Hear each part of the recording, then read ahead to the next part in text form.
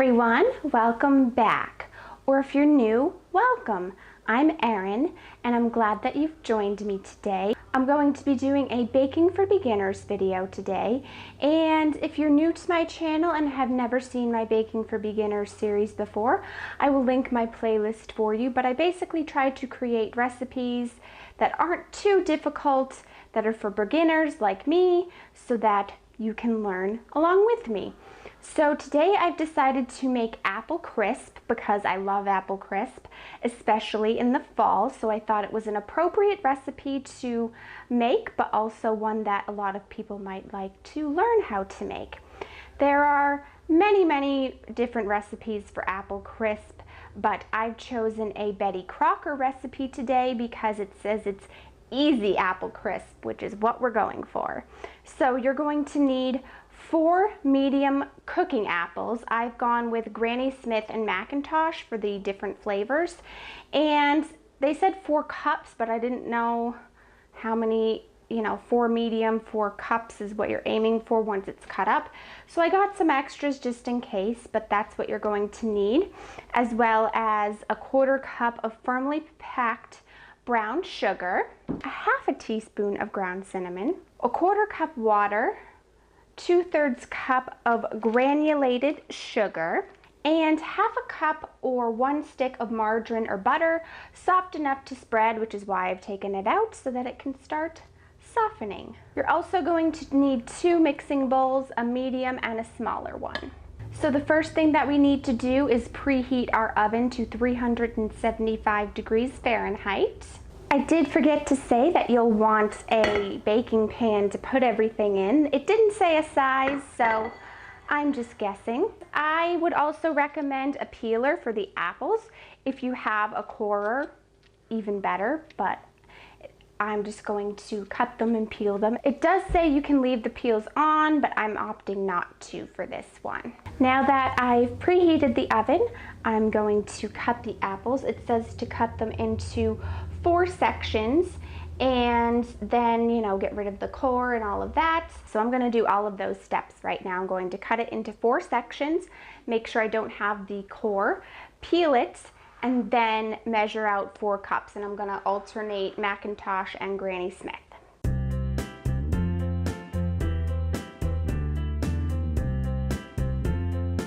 Once we've cut and peeled the apples, we're supposed to put them all into the pan. The next step is to mix the brown sugar and cinnamon in our small bowl. Then we're going to stir it until it's well mixed, and then pour that mixture over the apples, and then we're going to pour our water. So now I will take it step by step. So first things first, we want a 1/4 cup of firmly packed brown sugar.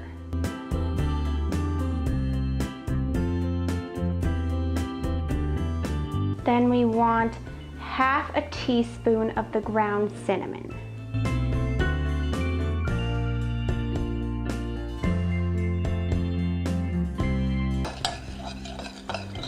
Now we mix. And now we pour this over our apples. I'm gonna spoon it over, I think. Now I am supposed to pour a 1/4 cup of water over the apples.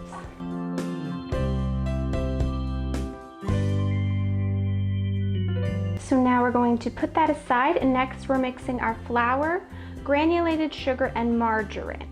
So first we want 1 cup of the all-purpose flour.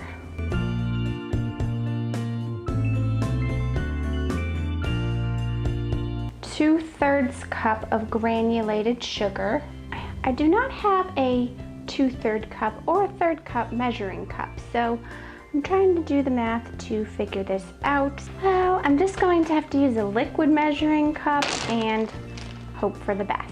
I know they're not technically the same, but hopefully this will be okay.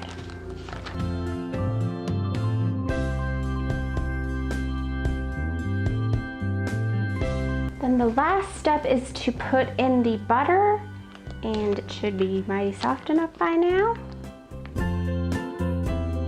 And now it says to Mix with your hands until the mixture is crumbly. But I'm going to start with the spoon to at least mash up the butter, and then I'll continue with my hands.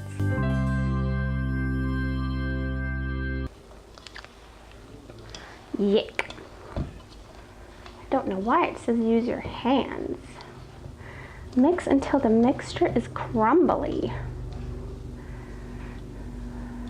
Maybe I should have used a bigger bowl. Didn't know I'd have to fit my hands in it. Okay, seems like the mixture's pretty crumbly, so it says now to sprinkle crumbly mixture over apples, which is gonna be interesting when my hands are all dirty.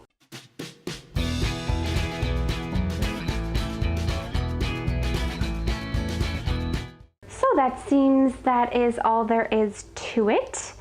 And now it has to cook in the oven for 45 to 50 minutes. So this is what it looks like before going in.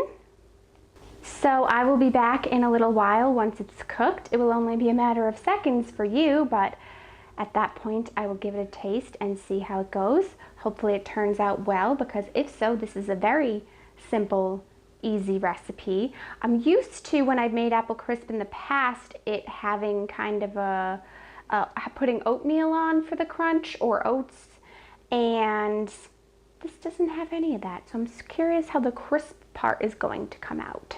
Okay, so that is done cooking.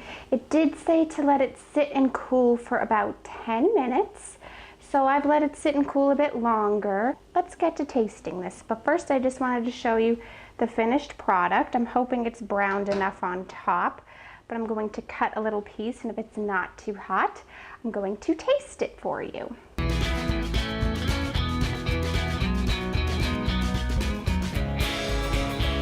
It's still extremely hot, but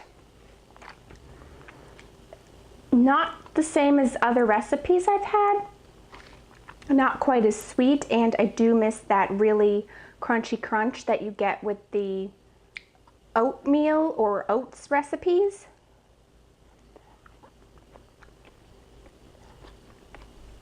That's my favorite part about apple crisp, is the crisp. I don't know. Something about this crisp isn't really doing it for me the way it normally does. Don't get me wrong. It's a good dessert.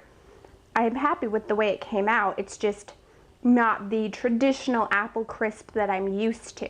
But if you're looking for a fun, easy way to make apple crisp, I would recommend this to you. Again, I'll try to remember to link the recipe in the information bar below. Be sure to give this video a thumbs up if you want to see more Baking for Beginners videos. Make sure you're subscribed to my channel and that the notification bell is on. That way you'll be notified every time that I upload a new video. Also, let me know what other recipes you'd like to see throughout the fall and holiday season for Baking for Beginners. Thank you so much for watching. I hope you're having a great week, and I'll talk to you soon.